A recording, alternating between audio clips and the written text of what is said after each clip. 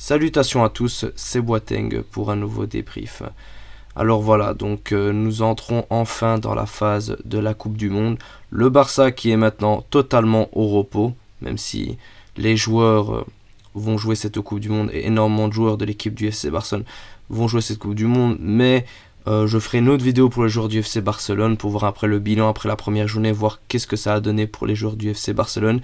Mais aujourd'hui, on va parler du Maroc. Voilà, vous devez savoir que moi je suis d'origine marocaine, donc je suis un fervent supporter de l'équipe nationale du Maroc, El Montahab, El Ouattani.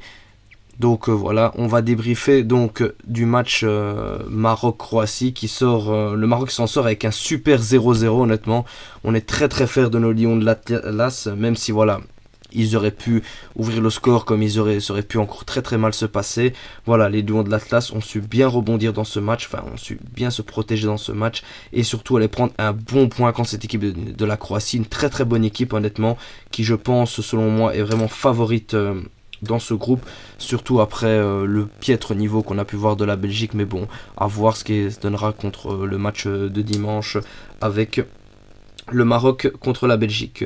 Alors voilà, Regragui qui est parti sur un 4-2-3-1, une très bonne composition, même si j'ai quelques choix sur lesquels je ne suis pas trop d'accord, mais bon, on partait sur un Bono au goal avec en back droit un Hakimi, à son opposé un Mazraoui, avec un Saïs et un Gert en défense centrale, avec deux milieux défensifs, on va dire, plus un, c'était plus un Sofiane Amrabat qui était censé être accompagné de Ounahi et Slimani Amala dans le milieu de terrain, avec à gauche, à droite Hakim Ziyech, à gauche Boufal et en pointe En-Nesyri.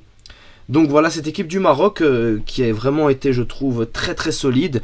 Je les ai juste trouvés très stressés. Honnêtement, je pense que ce qui fera un peu de tâche dans cette rencontre, c'est qu'on a senti un Maroc très stressé, qui a offert des bêtes occasions honnêtement à la Croatie, qui aurait pu marquer, mais on a eu un Bounou digne de ce nom, honnêtement, un Bounou réellement au rendez-vous, serein, et pour parler vraiment de serein, que je mettrai aussi, c'est Mazraoui qui a fait une superbe rencontre, honnêtement, qui malheureusement se blesse. On attend encore les résultats de l'analyse, mais Mazraoui qui était l'un des Marocains les plus sereins. Hakimi que j'ai pas trouvé mauvais du tout, réellement pas.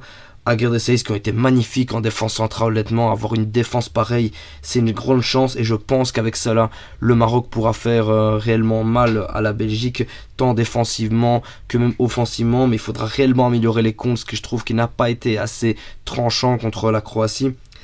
Ounahi et Amala que j'ai trouvé assez décevants.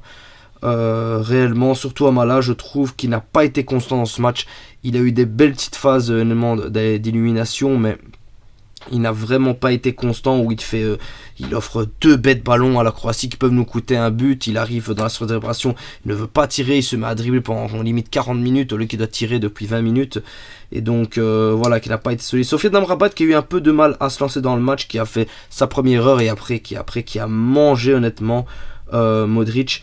Réellement, il a été impressionnant dans le milieu de terrain. Il a tout pris à lui tout seul. C'est vraiment dans la continuité du match qu'il a pu lui proposer contre le Milan avec son équipe de la Fiorentina. Honnêtement, j'ai pas été déçu par sa prestation, loin de là. Quant à Ziyech, bonne prestation. Bonne prestation pour un joueur qui manquait de rythme. Honnêtement, très bonne prestation. Il a vraiment montré le talent qu'il possédait. Et il s'est montré à la hauteur réellement. Moi j'ai été très content du match de Ziyech, à la différence de Boufal, Boufal n'a pas été qui n'a pas apporté énormément offensivement, même si défensivement il a fait les retours, même si à un moment quand Mazraoui est blessé, il doit reprendre la place de Mazraoui, il presse beaucoup trop, donc on se retrouve avec un joueur croate qui part dans l'aile et qui tente un centre seul vu que Mazraoui était blessé, mais qui n'a pas fait son retour comme il fallait, Boufal. Mais bon, voilà, Regragui a eu l'intelligence de le sortir assez tôt à la place d'Abdé. Abdé que j'en parlerai juste après, mais juste avant ça, je veux parler de Youssef En-Nesyri, que j'ai vraiment bien aimé son match. Au niveau du pressing, il a été très bon. Je trouve qu'il aurait dû plus être accompagné par les deux attaquants et le milieu de terrain. Mais sinon, il a fait un super match, honnêtement. En-Nesyri, vraiment, il peut réellement être très fier de son match. Juste où je lui en veux, c'est la magnifique passe que lui fait Ziyech, et sur laquelle il ne met absolument pas bien la tête, il ne la joue pas et il n'arrive pas à la voir, et sur ce cas il ne peut pas essayer tenter l'occasion, Et je pense que ça aurait pu être une belle occasion de but, surtout que c'est comme son point fort, la tête. Mais bon, voilà, une série qui a fait un bon match, surtout défensivement, qui fait un beau sauvetage sur un coup franc où il la sort juste au-dessus du but. Honnêtement, réellement défensivement, il a aussi apporté. C'est ce qui a fait la force du Maroc contre la Croatie. On a vraiment senti qu'on les a tenus défensivement, qu'ils auraient pu nous faire mal, mais on a été très très très solide, honnêtement.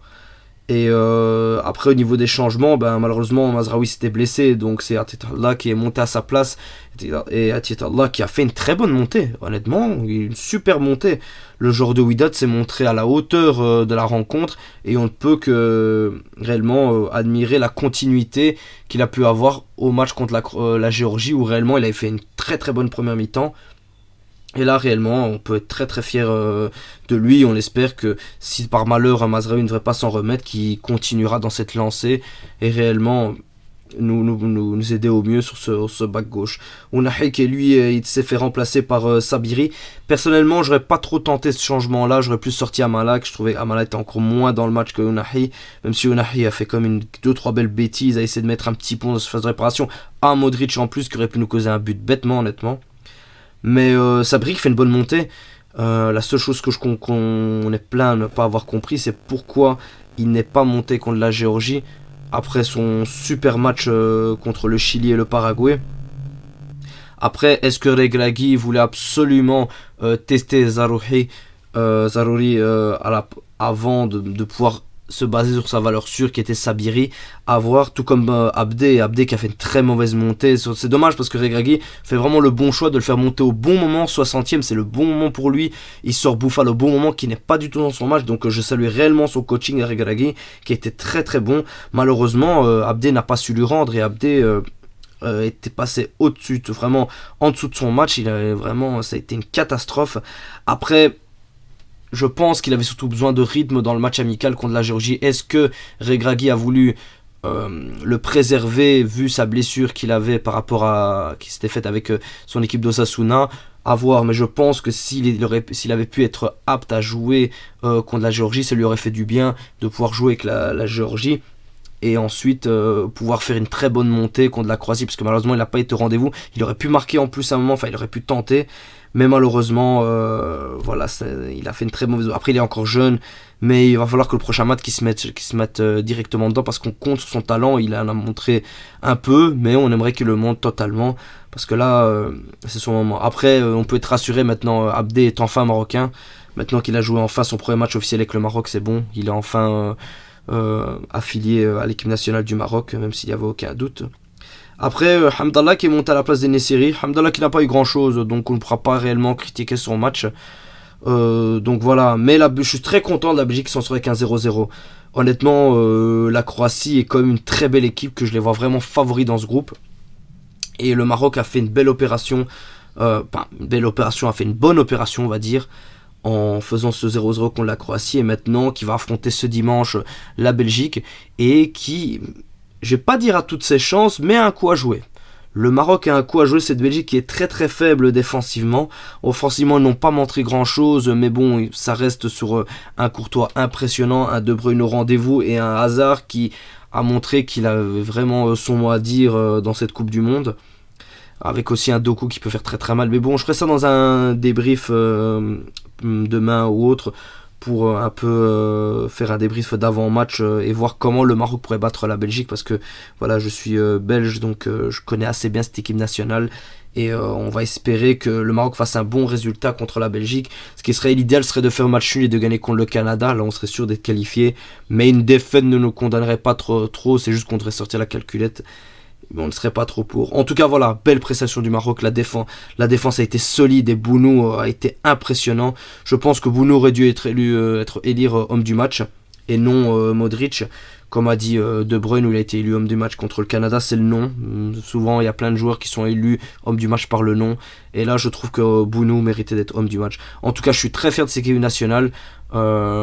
Ils ont réellement été concentrés. Même si le stress les a bouffés énormément dans leurs prestations, ils ont été concentrés, et c'est ce qui fait qu'ils ont pu sortir un bon 0-0 contre cette Croatie, qui est plus qu'à prendre, honnêtement.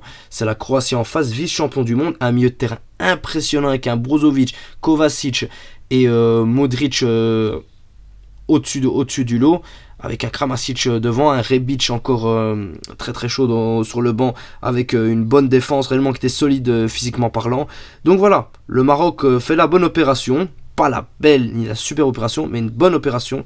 Et donc le Maroc devra être à 200% contre la Belgique. En tout cas, on y croit. Réellement, on y croit. Je pense que le Maroc peut faire quelque chose de grand dans cette Coupe du Monde.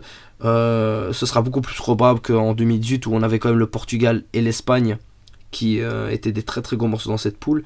Mais voilà, c'était mon premier débrief pour cette Coupe du Monde. Il y en aura d'autres qui vont suivre, les amis. En tout cas, je vous remercie pour l'écoute. Et là, cette fois-ci, Dima Marley.